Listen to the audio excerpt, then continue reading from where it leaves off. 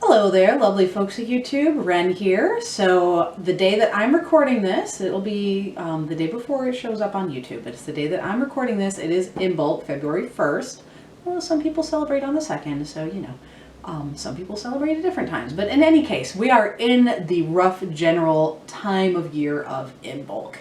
Imbolc, of course, is the Sabbath in which we are preparing for new growth. We're looking for the hope of spring that is to come. This is also the traditional time for spring cleaning, as well as clearing and preparing the garden. So one of the tasks that I like to do at this time of year is to clean and prepare my tools for the upcoming year when I'll be needing them.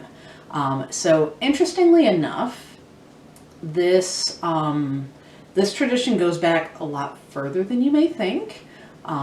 There are a lot of old Germanic and Scandinavian sources that talk about at this time of year was traditional for the charming of the plow, and that was a ceremony. I know Bade was one of the people who mentioned it, and there are also some Scandinavian sources as well talking about how sometime around this time of year they would take the plow, they would bless it with blessed water, they would anoint it with oil, and then use the plow, either depending on which folklore you're looking at, to plow around the perimeter of your land, or another use is they would take the plow and they would plow a furrow in their land, and they would put cakes into the furrow that would then be plowed into the land as sort of an offering and a blessing for fertility for the year.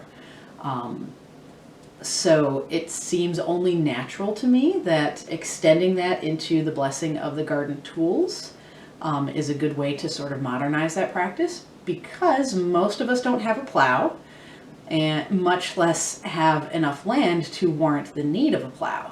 So what we do is we use our tools instead, and we can use that same idea in blessing our tools at this time of year. So first step, of course, is my tools need to be cleaned. They have been sitting in the shed for a while unused. They've got like bits of sap that have stuck onto them. In the case of my grass scythe, there's probably some dirt on my little cultivator here. My pruning shears are rusting, which is not good. But basically, I'm going to go through this entire process of taking apart the tools that can be taken apart, like my pruning shears here, wiping them down, just removing any gross dirt or debris that might be on them. Anything that's really stuck on, or any rusty spots, I'm going to go over with my little trusty steel wool here in order to remove all of that. Once everything is clean and rust free, this little jar here actually has a dilute bleach solution. It's mostly tap water, about a cap full of bleach, and just a little splash of moon water, because you know you got to make it extra and magical. So tools will then be wiped down with that. The bleach is actually to prevent, like to wipe away and clean away any like fungal spores or viruses or plant, bacterial diseases that affect the plants that can linger on your tools, and you can actually transfer them from one place to another if you use tools that haven't been sterilized in that manner. Also recommend using the bleach solution to wipe down your tools anytime you're working with any plants that you know have any kind of disease in the garden. But I like to do it just as a general, like, one and done in the part of the cleaning process in the early spring as well. So that's basically going to be my steps. So break everything down, clean all the gunk off, scrape off all the rust, wipe them with the bleach solution. I'm not going to show you all of that because this is probably going to take me about an hour, and that would be a long-ass, very boring video. But what I will is I will cut away here, and when we come back, I will show you the actual process where I'm going to bless the tools. So once they've all been cleaned and prepped. So that's what we're going to do next. All right, I will see you in 2 seconds.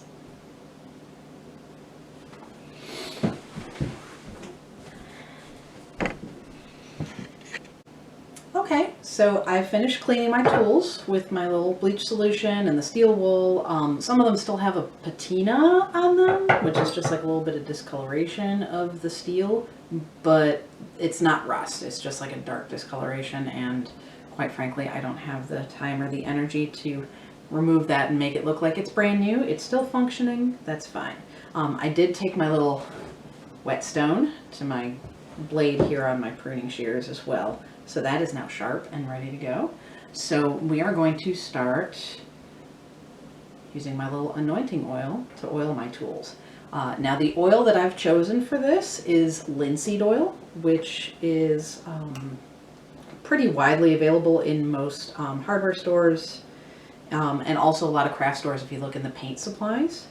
Linseed oil is a natural oil that will kind of form a nice sort of coating, cured coating on the steel itself, but it's nice because it can also be used on the wood as well to help treat the wood. And basically I'm just going to take this little rag here, a non-fuzzy rag, so this is an old t-shirt. I'm just dabbing my oil onto it and just spreading a very thin coat onto my tool, just enough to kind of coat it with the oil. Get all the pieces, everything that's exposed, I want to coat it with oil in order to protect it. Now this oil, like I said, is linseed oil. I have also added some herbs. I made an oil infusion with the linseed oil.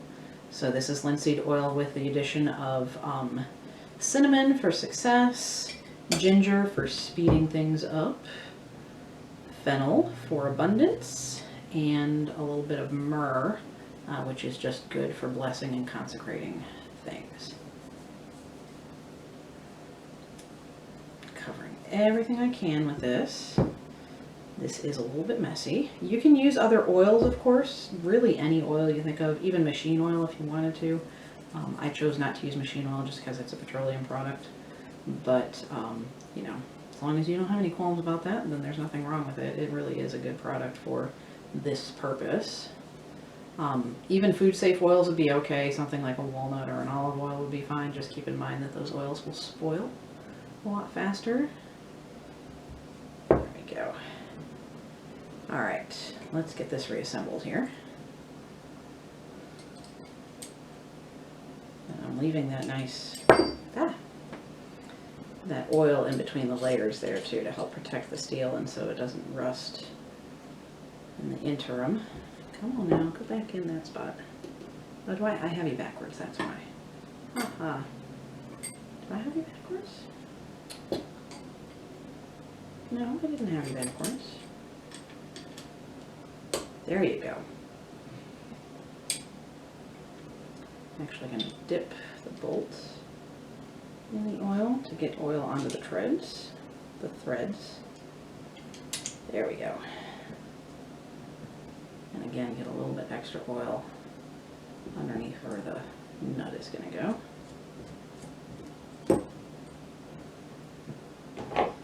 Pliers are a good thing.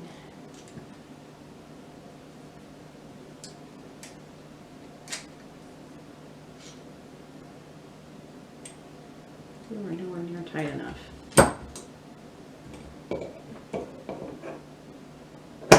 Ooh, come on now. Okay, tell you what. I'm going to come back to you. I will put you back together in a moment. I'm going to continue oiling these other tools. So, boy, this is my absolute favorite garden tool, the one that gets the most use in my garden. And that's probably why it's the cleanest of all of them, because it's the one I use the most often. It never had time to rust because it's always getting some action in my garden. So there was a little bit, this little guard right here is a little loose. There was a little spot of rust just under there that I took care of, but that was really it. And this does have a wooden handle, so I'm going to put some oil on the handle as well, because that will help to deep condition that and keep that in good condition. Make it so it's not going to dry out and get splintery, because that's the last thing you want to have is a tool with a splintery handle. That one. It's my grass scythe. I know I've pointed this one out before. This is a really neat little tool. Basically replaced the little like mini clippers that I used to use for edging. So much faster. This is a Japanese grass scythe. They use this for like hand harvesting rice. So that serrated edge on it is exceedingly sharp. I have cut myself with it. It leaves a nasty jagged slash in your skin. You don't want to do that. And then of course this also has a wooden handle that could stand with some, to have some conditioning.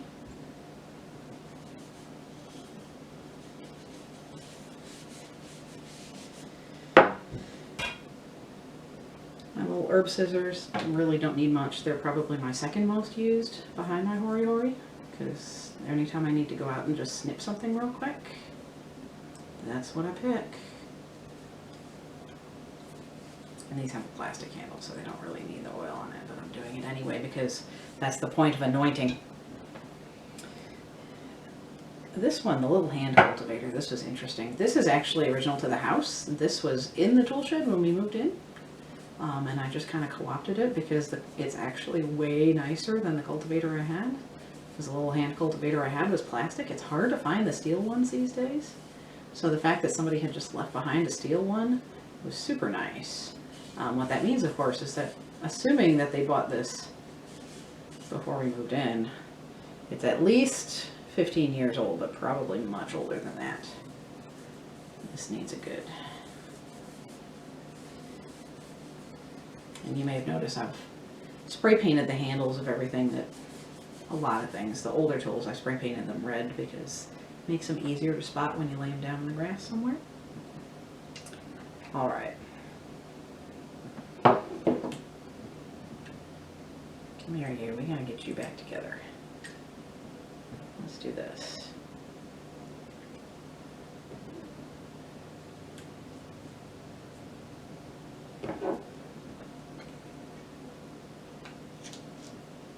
I may have to get my socket wrench set to finish this.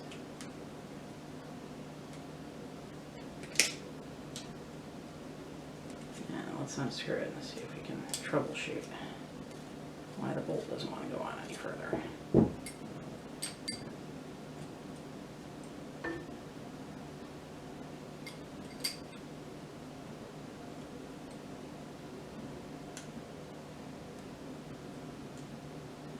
Oh, I see.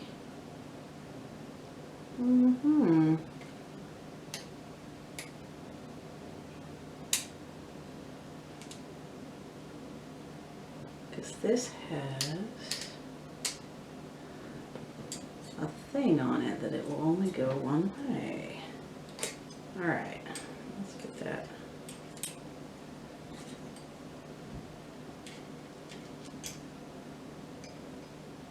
There. And there. Now it's nice and tight. And this should screw on appropriately.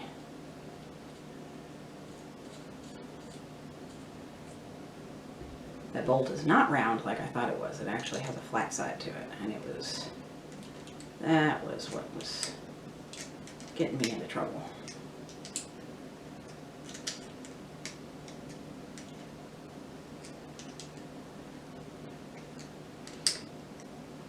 Remember how I talked about how I didn't want to make a long and boring video of me just doing random stuff? Sorry.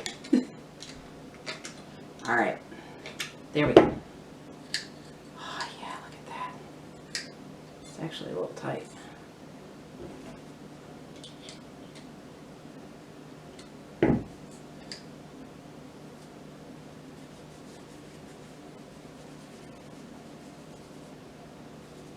Beautiful. All right. Okay. I'm actually going to just throw this rag out. This will not wash. It actually will be a fire hazard if you put it in your dryer, so don't try to reuse it. That's why you want to use something you can throw away. So that's going to be set aside. All right. Now it's time to do our blessing. Now, I'm a big fan of the KISS method. Some people, like to say keep it short and simple. I always like to think of it as keep it simple, stupid. But either one is appropriate. I don't feel like you need to put it like, a lot of people will make all these big flowery poems and everything like that. If that's what makes your mojo work, then by all means go for it. I'm a more simple, down-to-earth kind of gal. So here's what I'm going to do. Let me start here. I have my little bell. I have my candle. Just clear my energy.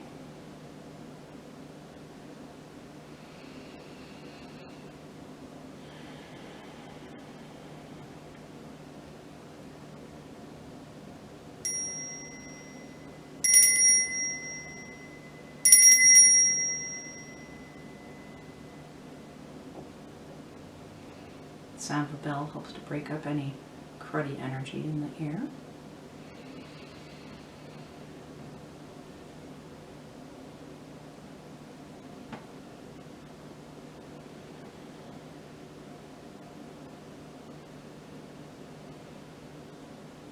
Spirits of this land, I ask for your blessing upon these tools, that they may work in harmony with you to bring fertility and peace to my garden. So mote it be. There it is. They're blessed and ready to go.